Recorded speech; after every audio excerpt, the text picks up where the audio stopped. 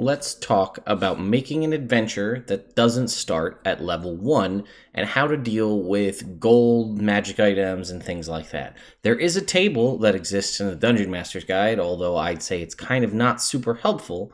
But if you want to see what this is and my thoughts on it in general, stay tuned.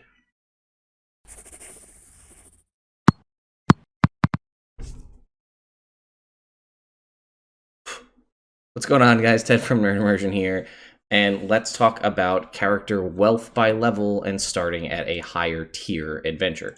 So, as I stated, there is a section in the Dungeon Master's Guide which does have it. So if we go over here to D&D Beyond, and that's not working. Here we go. So this is in Chapter 1 of the Dungeon Master's Guide, under the play styles, or actually is it in the tiers of play section, I think, right before flavors of fantasy. There's this table right here called starting at higher level.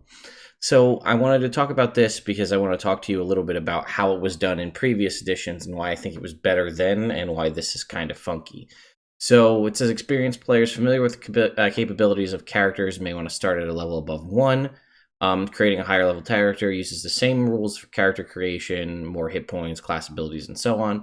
Starting equipment for characters above first level is entirely at your discretion, since you give out treasure at your own pace. That said, you can use these tables, and they're really, like, in my mind, right? You've got 3 tiers. You've got the 4 tiers of play, 1 to 4, 5 to 10, 11 to 16, 17 to 20. And then they give you low magic, standard, and high magic. So if you follow this guideline, a standard campaign, which I'd say if you don't know what you're doing, whether it's a pre-written adventure or whatever, you would likely fall in the standard campaign section, right? Because you don't know if you're running a low magic or a high magic campaign if you're just running a game for the first time or it's a homebrew world or you aren't really familiar with this stuff.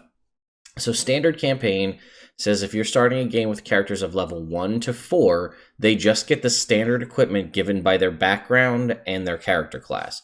If they're starting at 5th to 10th level, they're going to get 500 gold plus 1d10 times 25 gold pieces plus normal starting equipment. Okay, so that's just a little bit more gold. If they're going to be running a game in 11 to 16, it's going to be 5,000 gold plus 1d10 times 250 gold pieces, plus 2 uncommon magic items and normal starting equipment. And then if you're starting a game in a normal campaign, starting from level 17 to 20, 20,000 gold pieces plus 1d10 times 250 gold pieces, 2 uncommon magic items, 1 rare magic item, and normal starting equipment. So according to this, if you're starting a campaign at level 17 in a standard campaign, you should have 3 total magic items, 2 of which are uncommon, 1 of which is rare, and 20,000 gold pieces. I could make a whole separate video on how pointless gold is unless you're playing a wizard, because there's no real quantification of buying magic items or things like that in 5th edition. There are funky rules that do exist between Xanathars and the DMG, but they're not super concrete. So I don't particularly like them, but you'll have a lot of gold and not really a whole lot of use for it. So conversely, let's look at the high magic campaign. The only difference in the high magic one is the gold stays exactly the same, but in the 5 to 10 tier, rather than no magic items, you'd have 1 uncommon. 11 to 16, you'd have 1 uncommon and 1 rare, as opposed to 2 uncommon. And at 17 to 20, you'd have 3 uncommon, 2 rare, and 1 very rare. Whereas on the other side, you'd have even less if you were going on the low magic campaign. So what I find is funny is that's the quantification for magic items per Wizards of the Coast. But then if you look at their pre-written adventures, it pretty much laughs in the face of all of this, right?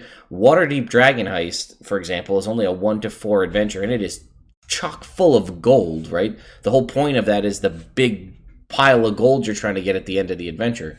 If you play through Hoard of the Dragon Queen and Rise of Tiamat, you slay multiple dragons with multiple dragon hordes. So there is the potential for a significant amount of gold and magic items. I just find it funny that when you look through, I don't think I have it. Do I have a notebook here with, let me see if I have a notebook with magic items for a given adventure. Oh, so I happen to have like a list right here of the magic items from Elemental Evil, right? So that's a level 1 to 15 campaign. I've got a Drift Globe, 2 Wands of Magic Missile, plus 1 Dagger. I'm gonna skip potions and scrolls. And an Amulet of Health, a Ring of Fire Resistance, a Movable Rod, +1 Longsword, Elven Chainmail, Claws of the Umber Hulk, Stone of Luck, +1 Shield, 5 Balloon Packs, a Dwarven Thrower, Dragon Slayer, Tentacle Rod, +1 Scimitar, Alchemy Jug, Mariner's Armor, Ring of Swimming, the Lost Crown of Belsimer, which is an artifact, a Pearl of Power, a Wand of Fear, a Figurine of Wondrous Power, 2 Bags of Holding, a +1 Great Axe, and Orc Splitter, which is another artifact. So even if you have a party of 4 people, you're going to have significantly more magic items than what they have listed there. And that's not to count the probably 10 to 20 different potions and scrolls, if not more than that, included in this. So that laughs in the face of what the kind of magic items you would get in one of their own pre-written adventures. Now, maybe the argument you could make is that both Horde of the Tyranny of Dragons and Elemental Evil were put out by companies other than Wizards of the Coast, and then this book was by Wizards of the Coast. So I don't know. That could be part of it. But it's just something to think about. And then I figured I'd grab Tomb of Annihilation, right? Because I just happened to search on D&D Beyond for starting at higher levels. And they have a section here for if you're going to start Tomb of Annihilation at not level 1. So it says it's designed to start at level 1, but you can start them off at 5th or 9th level. So it says starting at 5th level, it just tells you you'll still find chapters 1 and 2 harder. You may need to hold off on XP rewards and level advancements until they get to a certain point. But it doesn't actually tell you, like, give your people more magic items or give them more gold. It just tells you mechanically how to start them at a higher level and what parts they'll find challenging and what parts they won't. So you'll see sections kind of similar to this in certain adventures about starting at higher levels. That being said, it doesn't always tell you what you should do as far as items and gold. And that's, I think the most new DMs struggle with is, what should I give my players? So, for example, my Rod of 7 Parts campaign, right? That's a game I started. We started at level 5, and the DM let us have either 1 rare magic item or 2 uncommon magic items at level 5, starting at level 5, and we did the standard gold here, right? So the 500 gold plus 1d10 times 25 gold pieces. That was our starting gold, and then he gave us either 1 rare or 2 uncommon magic items. And I don't think anybody is overly, like, OP at the moment. I mean, maybe that's because of our party composition. But, like, I chose a Sunblade. One person chose 2 different +1, like, crossbows. Someone chose a Ebony Fly, Figurine of Wondrous Power. And the Warlock took up a +2 Rod of the Pact Keeper. And I really don't think that has caused us too much strife at this point. Or put us, like, we're so OP, we destroy everything. But also, you know, now we're too weak to be able to handle that. So what I thought would be interesting would be to look real quick at D&D 3.5's Wealth by Level system, which is something that they had. This is in the Dungeon Master's Guide, and you can see right here, it's got a character wealth table, right? You start at level 1 with the starting gold that's given to you for your class, and then they have a level of gold here for levels 2 to 20, right? You could say at level 20, you should have roughly 760,000 gold pieces. And it says right here, and it even talks about it. So the baseline campaign for D&D game uses this wealth by level guideline as a basis for balance in adventures. No adventure meant for 7th characters, for example, will require or assume that the party possess a magic item that costs 20,000 gold pieces. I'm sorry. No adventure meant for 7.